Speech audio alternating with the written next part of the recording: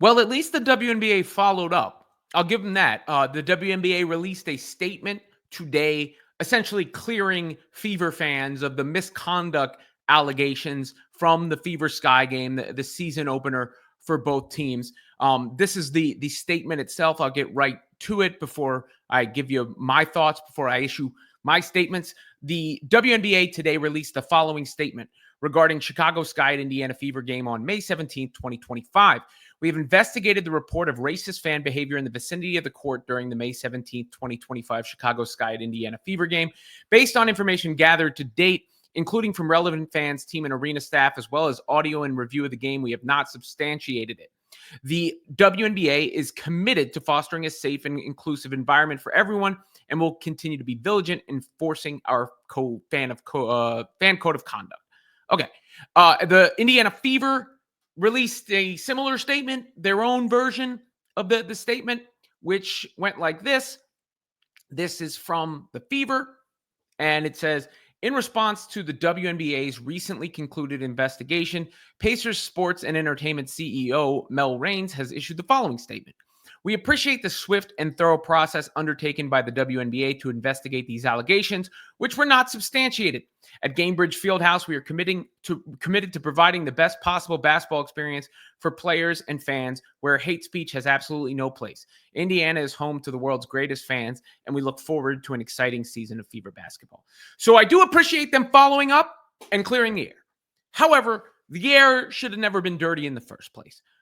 This story put a stain on the start of the WNBA season. There was no question about it. It continued to paint a narrative around Fever fans and Caitlin Clark fans that is not fair, and in this case was totally not warranted. My initial statement on the first statement was that there shouldn't have been a statement until there was something of substance. Because to me, the statement itself is what opened up the entire can of worms, right? Like, I had seen the nonsense on social media. I was at the game, mind you, and it was a regular ass sporting event. I mean, nothing out of the ordinary. Fans cheered their team. They booed the other team. Good environment, fun game. They were happy afterwards. I think Fever fans were happy afterwards, of course, because their team smacked the Chicago Sky, smacked Angel Reese and company. And of course, there's always a little extra when Reese and Clark were involved or are involved. And there was the flagrant foul, which is a natural basketball storyline to me. I mean, the lengths that people took it to is kind of insane. But the actual fact that it happened was a story. I mean, I'm thinking it in my head when it happened. Of course, any interaction like that, especially a spicy one between Clark and Reese, is going to lead to headlines. And a rivalry in the sense of, two players generating extra interest and maybe not being the biggest fans of one another. There's nothing wrong with that on the court. It's when it leads to all these think pieces and all these giant, massive takeaways that really lead to crazy takes and feuds between media personalities and weeks of debate on the societal and cultural impact. And then you have what appears to be, in retrospect, social media claims being investigated. I still don't know that. I guess I should say allegedly, because all of this should have been covered allegedly. And it was embarrassing the way that many in the media covered this story, particularly ESPN in general. Many of the top talent at ESPN presented this as if it was something that happened and then turned it into a talking point. And it feels like a convenient narrative to use against Clark and Fever fans as a way to combat and undercut the popularity. Because the general statements that everybody releases about no place for hate and all that, yes, like, I am in fundamental agreement with that. I am in complete and total and utter, I couldn't agree more that there is no place for racism or hatred or vitriol or things that cross the line directed at players, people. Anyway, we should all treat each other like human beings.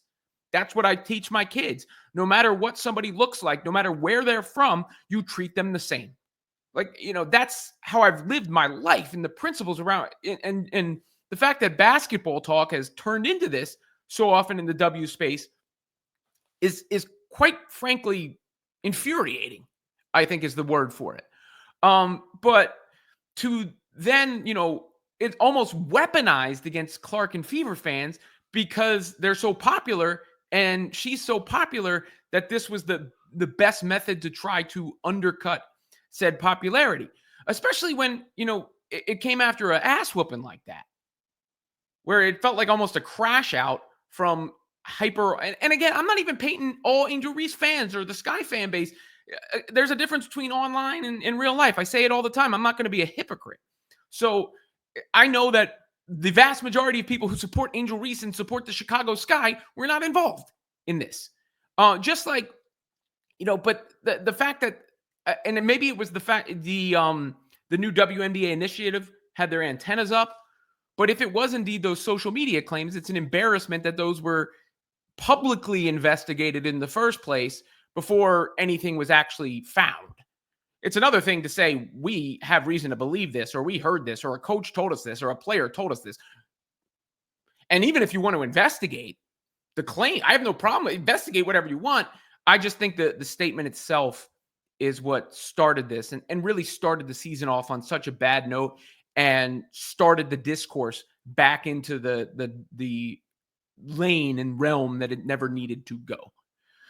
So I hope at this point it can be put to bed, because it does feel like ever since that happened, the season has felt exhausting. Now, of course, it has nothing to do with Caitlin Clark's injury. It has nothing to do with losses at the end of the games for Fever, or a bad start for the Sky, or a bad start for the Wings, or any other story throughout the league, right? All of those things happen in their own, realm and are their own events. But it did kind of put this cloud over the start of the season, one that people were so pumped about, so excited to see begin. And this is how it began after like a record-setting game, right? Like that was a record-setting ratings game. So the interest couldn't have been higher.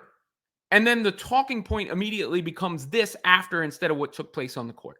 And, again, I don't mind discussing the flagrant foul or the rivalry and all that. I just don't know why it has to be so deep. And I think a statement like that allowed it to be deeper because of the implications of what was alleged. And then when people go on ESPN television and take those allegations and treat them like facts and say them as a matter of fact, it's whack. So I will say I'm glad that this was followed up on, because I wasn't sure they were going to follow up on it. So I give the WNBA props for that. Hopefully it's a lesson learned for everybody. And hopefully we can move on.